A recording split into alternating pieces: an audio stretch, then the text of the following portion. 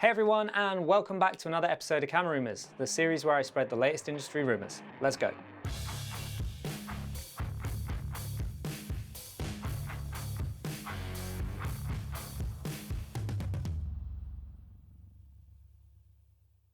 Okay, so with a bit of a lull in the industry news this week, this is kind of like a special edition where we're basically just going to sit and look at the G100 from Panasonic. Okay, so the G100 has now been announced from Panasonic, and damn is it a good camera. It supports the Micro Four Thirds lens system, which is great because Micro Four Thirds lenses are super light, super portable, and generally quite inexpensive for most people. By using independent glass like this or interchangeable lenses, it actually gives you a little bit more control as a creator as to what you're using and the tools at your disposal. It also means that if you are using this as like an entry camera into, say, a YouTube channel and you want to upgrade to something like the Blackmagic later down the line, you don't actually have to upgrade any of your lenses after the fact. Or maybe you go for a GH5 or in the future, probably a GH6. You have everything you need because you've already been using a Micro Four Thirds lens system. So the articulating display triggers selfie video mode when it's flipped out, which is pretty neat.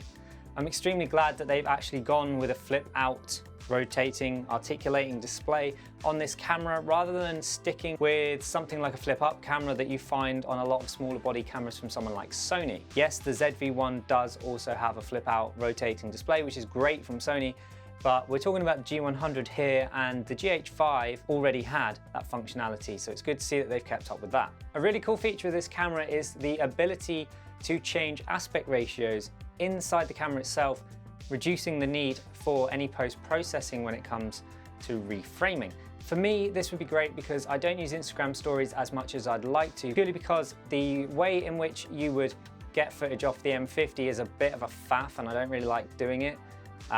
So I've kind of avoided that, and I don't really like using my phone because the quality isn't up to like my own personal standard. Okay, so the camera does have a dedicated mode for slow motion, which I think is pretty neat. It records full HD at up to 4 times or 120 frames per second, which is brilliant, especially if you're looking to get creamy B-roll or you're looking to capture, those fast moving scenes with a great level of detail that you can slow down for emphasis. So Panasonic have their Vlog format. Interestingly, this camera doesn't have it given the size, but it does have the L version, or the light version, I'm assuming, of that Vlog. What this does is increases the dynamic range of the footage, giving creators greater control over the color grading that they can do in post, which I personally think is amazing. Like I said earlier, if you are thinking of using this as like an entry-level camera, it means that you can get by with, the standard color profile at first, but then you can delve further into color as you go, as you learn more and you want to get more of a stylized look on your videos. So as I mentioned earlier, with the M50, I don't really like transferring files across.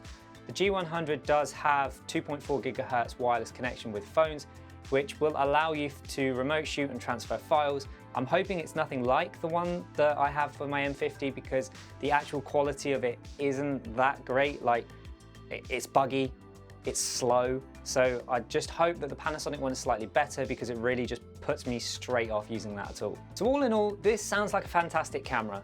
I would personally love to get my hands on one, so keep your eyes peeled for a video on this. I do find using something like my M50 with a big L series lens to be a little cumbersome at times, and I've often thought that maybe I should look at something like the RX100, the GX7, or now the ZV-1 and the G100. So keep your eyes peeled for a video on that because there's a very, very good chance that one of those videos might be coming soon. That is it for this video. I do hope you enjoyed it. Are you looking forward to this camera? Have you got any questions? Let me know down in the comments. I'd be really interested in hearing them. If you liked this video, don't forget to like it. If you didn't, feel free to share the link on Twitter for my free promotion. Don't forget to get subscribed and like the bell to stay up to date for whenever I release a new video. And until the next one, see ya.